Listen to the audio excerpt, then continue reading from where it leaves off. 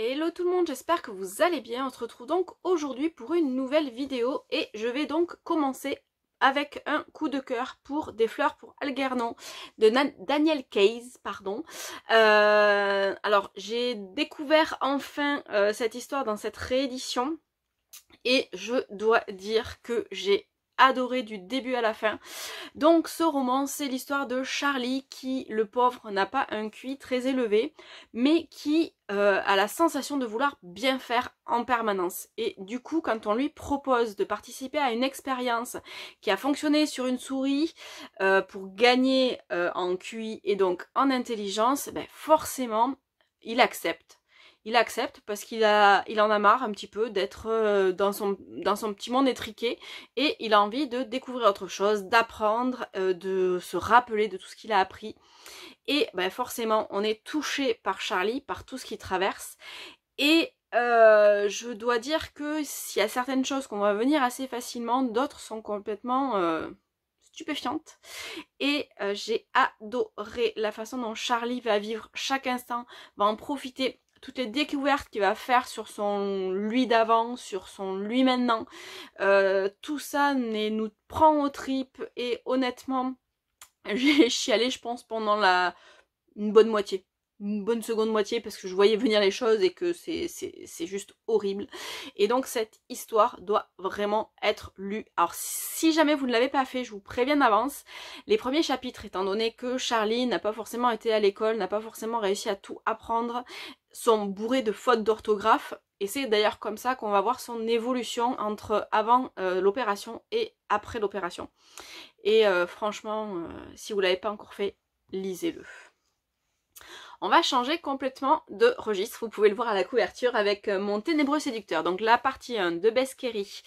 Donc c'est une romance qui met en scène Harper, notre héroïne, qui part se perdre un petit peu dans une petite ville au bord du lac Tahoe, et qui va y croiser la route de Jacob, qui lui est un prodige, qui gagne des 100 et des 1000, qui a une magnifique maison, mais qui a une relation avec les femmes un peu spéciale. Alors on va suivre leurs deux points de vue, ce qui va nous permettre un petit peu de comprendre Jacob beaucoup plus, parce qu'il cache des choses à Harper, puisqu'ils se sont connus dans le passé, mais Harper ne se rappelle pas du tout de lui. Et j'ai adoré leur histoire, la romance est vraiment chaude, et la façon dont Jacob va essayer de faire recouvrer la mémoire à Harper sans vraiment y parvenir. Donc c'est la première partie, la deuxième partie est dans ma pile à lire, donc je pense qu'elle ne va pas traîner pendant longtemps. Ensuite, on change encore de genre avec un thriller, donc le journal de Claire Cassidy de Ellie Griffiths. Alors, c'est un roman que... alors, j'avais lu les deux précédents romans, si je me rappelle bien, de l'autrice, et j'avais beaucoup aimé.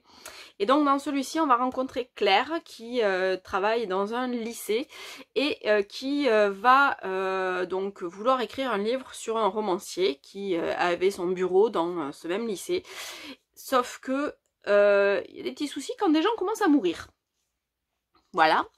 Des amis de Claire, et elle va essayer de comprendre ce qui a pu bien se passer et pourquoi est-ce qu'il meurt un petit peu selon des descriptions qui font penser à l'auteur dont elle écrit la biographie. Donc l'autrice arrive vraiment à nous intégrer dans son récit, à nous faire vivre chaque instant. On se pose énormément de questions sur tout ce qui traverse, et j'ai beaucoup aimé la façon dont elle nous tient en haleine jusqu'au bout. J'avoue, je me suis laissée mais complètement berner par la conclusion de ce thriller. Et bah, j'ai adoré ça, et j'ai adoré la façon dont les personnages interagissent les uns avec les autres et tout ce que ça implique. Encore un autre genre. Donc on va parler du premier tome, Le Dernier Loup. C'est le premier tome, mais c'est Le Dernier Loup, de Maria Veil, donc Sauvage. Alors, ça fait très longtemps que je veux découvrir cette saga. Il faut dire qu'en fait, j'ai les 3 tomes dans ma pile à lire VO qui est juste là-bas. 3 tomes qui sont dédicacés, sauf que je n'ai jamais franchi le pas pour découvrir cette série. Donc c'est à l'occasion de la sortie en poche chez Milady que je me suis enfin lancée, et je ne regrette pas du tout ma lecture, puisque l'histoire entre Silver, notre héroïne, et Tiberius, notre héros, est vraiment super bien faite. Ils viennent tous les deux de 2 mondes mais totalement différents. et ils vont apprendre à se connaître petit à petit. Elle est un petit peu le mouton noir de la troupe, elle n'est pas forcément aimée par les uns et par les autres, elle doit se battre pour garder sa place, et lui arrive un petit peu comme un cheveu sur la soupe là-dessus. Lui n'est carrément pas du clan, et il va forcément devoir créer sa place un petit peu, et il va pour ça être aidé de Silver. Alors j'ai adoré la façon dont ils interagissent tous les deux, la romance, mais surtout tout le contexte autour des loups, sachant qu'il y a des loups, vrais loups, il y a des loups moins loups, donc du coup le tout fait que on ne s'ennuie pas une seule seconde, et je suis vraiment curieuse de lire la suite qui est aussi dans ma pile à lire, en VO et en VF. Ensuite, on va parler d'un roman donc, que j'ai lu en anglais. Oui, parce que j'en lis quand même. Donc, c'est Stealing Her de Rachel Van Dicken. Alors, ça fait un petit moment, je l'ai depuis sa sortie dans ma pile à lire. Et là, je me suis enfin décidée, puisque le tome 2 sort à la fin du mois, en VO.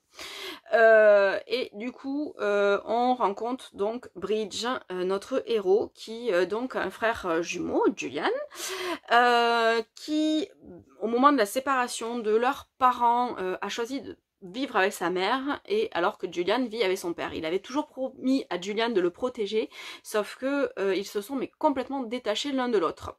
Ça c'est dans le passé.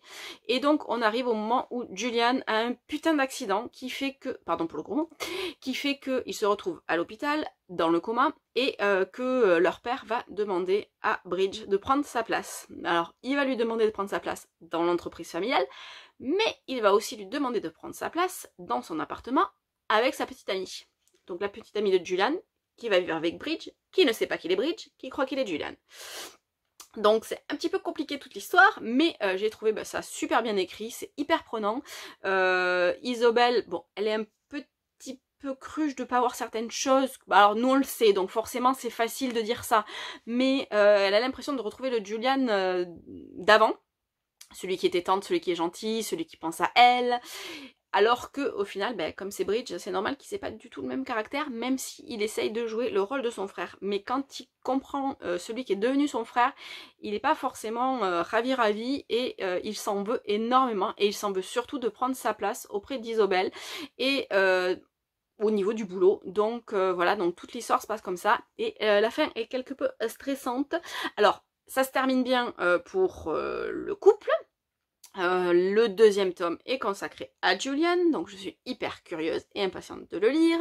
Je vais bien voir ce que ça donne, et forcément la romance est vraiment bien tournée, et j'ai trouvé que c'était super bien fait. Et pour finir, donc, je vais vous parler du roman Le Suspect de Fiona Barton. Je crois que cette vidéo va être super longue.